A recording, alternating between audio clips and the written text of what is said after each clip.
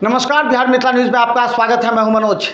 बता दें कि दरभंगा सिंघवाड़ा हत्याकांड पर पुलिस ने 72 घंटा में जो कांड का उद्भेदन किया उसके पीछे कई तर्क थे। जरा समझिए, गांव में घर में रहने वाले जहां पैसे के लेन देन की वजह से मात्र 3500 रुपया के लिए दबिया से ही अपने ही वार्ड के एक व्यक्ति को हत्या कर दिया।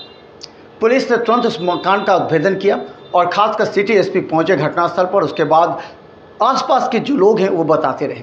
बताने के बाद विश्लेषण हुआ। 6 आदमी के नाम से एफआईआर दर्ज हुआ, लेकिन एक आदमी की जो गिरफ्तारी हुई ऋषिकेश कुमार का, उसने अपने अपराध स्वीकार भी कर ली। उसने कहा 3500 रुपये के लिए उसे घर से बाहर बुलाया और उसके बाद उसकी हत्या कर दी। देखिए क्या है पूरा मामला। दरभंगा जिला अंतर्गत सिंघवाड़ा थाना क्षेत्र के रामपुरा स्थित आम के बागीचे में एक अज्ञात लाश मिलने की सूचना थाना अध्यक्ष सिंघवाड़ा को मिली। थाना अध्यक्ष के द्वारा अपने दल बल के साथ घटना स्थल पर पहुंचे तथा लाश को अपने कब्जे में लेकर पहचान कराया गया तो कृष्णकांत झा का लड़का सौरभ कुमार के रूप में उसकी पहचान की गई। उक्त के संबंध में कृष्णकांत झा के आवेदन के आधार पर प्राथमिकी के नामजद अभियुक्त ऋषिकेश कुमार पिता राजा राम एवं अन्य के विरुद्ध सिंघवाड़ा थाना में मामला दर्ज किया गया है। वहीं आपको बता दें कि वरीय पुलिस अधीक्षक के निर्देशानुसार एक टीम का गठन किया गया, जिसमें अनुमंडल पुलिस पदाधिकारी सदर अमित कुमार, पुलिस अवर निरीक्षक सह थाना अध्यक्ष सिंघवाड़ा मुकेश कुमार मंडल, पुलिस अवर निरीक्षक विक्रांत कुमार, प्रभारी पुलिस अवर निरीक्षक सतीश यादव के तत्परता एवं तकनीकी शाखा के सिपाही 185 राम बाबू राय एवं सीआईटी के सिपाही 363 राजीव रंजन एवं राहुल कुमार के सहयोग से तकनीकी अनुसंधान के आधार पर इस कांड में संलिप्त अभियुक्त ऋषिकेश कुमार पिता राजा राम साह रामपुरा थाना सिंघवाड़ा जिला दरभंगा को गिरफ्तार किया गया है तथा इसके निशानदेही पर घटना कारित करने वाला दबिया को भी बरामद किया गया है। गिरफ्तार अभियुक्त को विधि सम्मत अग्रेतर कार्रवाई की जा रही है। इस कांड में संलिप्त अन्य फरार अभियुक्तों के विरुद्ध साक्ष्य संकलन कर गिरफ्तारी हेतु छापेमारी की जा रही है।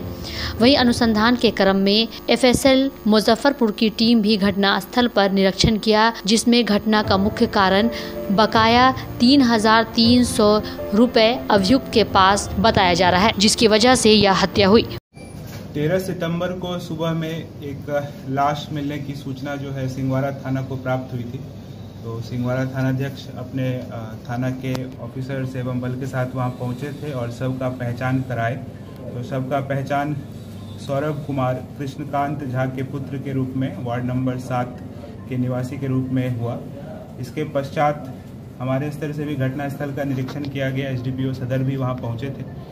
इसके बाद एफआईआर दर्ज करके अनुसंधान प्रारंभ किया गया। वरीय पुलिस अधीक्षक महोदय के निर्देशानुसार हमारे नेतृत्व में एक एसआईटी का गठन किया गया, जिसमें अनुमंडल पुलिस पदाधिकारी सदर अमित कुमार, इसके अलावा थाना अध्यक्ष Singhwara Mukesh Kumar Mandal, sub inspector Vikrant Kumar, sergeant हैं सतीश यादव एवं तकनीकी शाखा के सिपाही राम बाबू राय, सीआईटी के टीम सदस्य, डीआईओ के संपूर्ण टीम के साथ मिलकर के तकनीकी अनुसंधान के माध्यम से इस घटना का संपूर्ण रूप से जो है उद्भेदन कर लिया गया है 72 घंटा के अंदर। और इसमें जो मुख्य अभियुक्त हैं ऋषिकेश कुमार पिता राजा राम साह, इनका गिरफ्तारी जो है हम लोग सुनिश्चित किए हैं और तलाशी के क्रम में इनके निशानदेही पर घटना कारित करने वाला जो धारदार हथियार है उसको भी बरामद किया गया है।